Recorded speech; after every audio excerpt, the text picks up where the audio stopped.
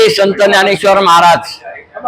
हा अवघ्या काही दिवसांपूर्वी वारी आलेली, मात्र आता इंद्रायणी आपण पाहिलं तर ठेचाळलेले वारकऱ्यांची जीवाचे खेळ होते। श्री संत ज्ञानेश्वर महाराज पालखी सोहळा हा अगदी जवळ आलेला आहे।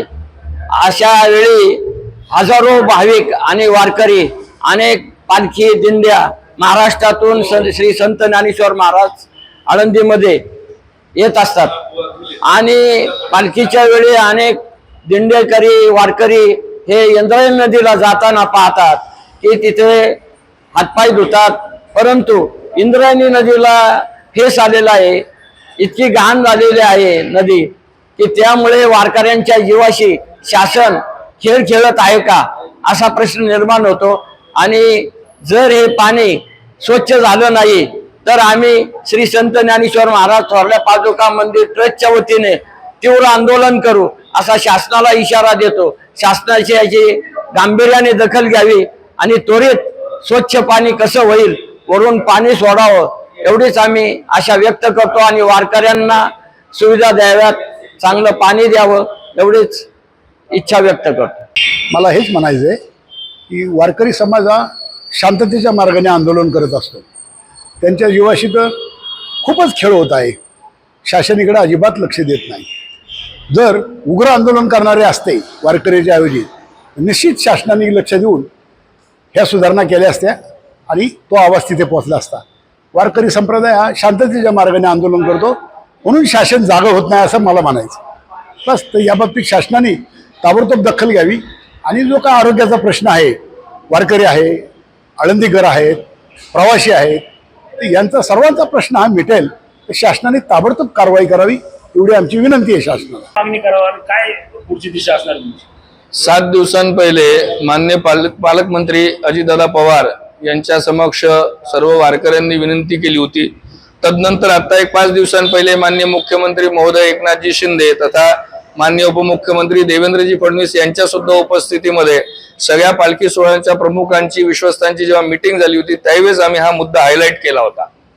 आजच्या परिस्थितीमध्ये 25 तारखेला उत्सवाला सुरुवात होते, 29 तारखेला श्रीमंत श्री ज्ञानदेवराय महाराजांचं प्रस्थान आहे, पंढरपूरकडे निघणार आहे, आषाढी वारीची सुरुवात होणार आहे आणि अशा उत्सवाच्या सुरुवातीलाच आज आपली इंद्रायणी अगदी हृदयधावक परिस्थिती झालेली आहे। त्या पाण्याजवळ जर उभं राहिलं तर 10 मिनिटं जरी उभं राहिलं तरी चक्कर येते, संपूर्ण पाणी घाण झालेल्या सगळी विचित्र परिस्थिती निर्माण झाली आहे। मला तरी वाटतं की वारीच्या बाबतीत गेले 1 महिना झाले विभागीय आयुक्त स्तरापासून कलेक्टर स्तरापासून तर प्रांत लेवल पर्यंत 50 मीटिंग झालेल्या आहेत। 50ही मीटिंग मध्ये आम्ही सगळ्या महत्वाच्या मुद्द्यांमध्ये आमच्या सोबत इतर सामाजिक संघटना आहे, आळंदीच्या सुद्धा काही संघटना आहे, आळंदी ग्रामस्थांचे सुद्धा निवेदन आहे, संस्थान कमिटीचे सुद्धा निवेदन आहे, एवढे सगळे निवेदन देऊन प्रत्येक वेळेस हे मुद्दे हायलाइट करून सुद्धा आजच्या परिस्थितीमध्ये इंद्रायणी फेसाळली असणं, त्या पाण्यामधून त्या जलामधून दुर्गंधी येणं हे कुठेतरी सरकारच्या औदासीन्यतेचं अत्यंत प्रॅक्टिकल उदाहरण आपल्याला पाहायला मिळतं।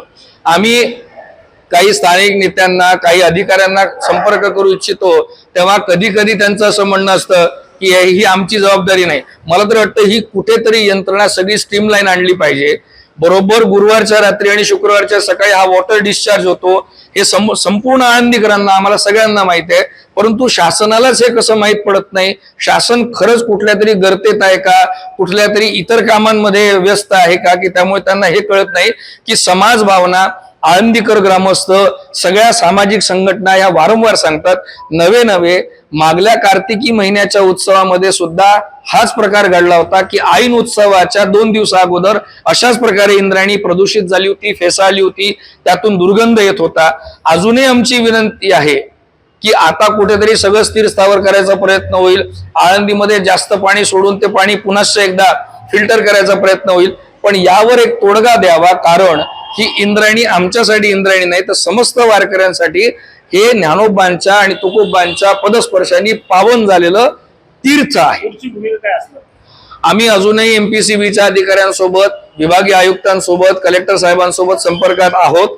आम्ही आता सध्याच्या तात्काळ परिस्थितीमध्ये एवढी विनंती करतोय की 200 क्युसेक पाणी ते सोडणार होते, ज्याकरवी 25 तारखेला वारकरी बांधवांना चांगलं पाणी मिळेल। आमची अजूनही विनंती आहे की अतिरिक्त 100 क्युसेकचा पुरवठा तात्काळ उद्याच्या दिवशी करावा, म्हणजे हे प्रदूषित पाणी पूर्णपणे वाहून जाईल आणि जर समजा हे होत नसेल तर नक्कीच आणि नक्कीच कुठेतरी एक ठोस भूमिका संपूर्ण पालखी सोहळ्याच्या वारकऱ्यांच्या निमित्ताने आम्ही अवलंबणार आहोत. कारण पाणी प्रदूषित झालं असेल तरी पाणी आता खरंच नाकाच्या वर गेलेलं आहे. एबीपी माझा, उघडा डोळे बघा नीट.